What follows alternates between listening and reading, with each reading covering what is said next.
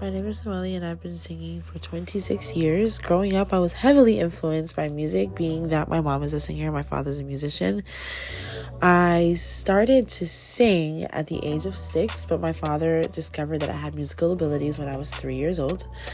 As I was being molded by my mom and my dad, my parents put me on a church platform, and then I started to learn how to control the crowd and kind of reel the crowd in.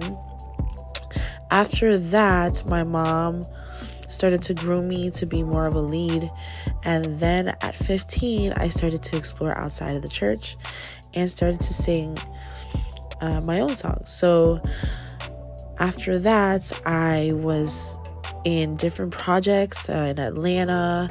I went to Pennsylvania. I've gone all over the states. Then I was featured in different projects. I started to write jingles, and now I'm probably the most sought after singer in Orlando, and I have been just killing it ever since. So yeah, that's me.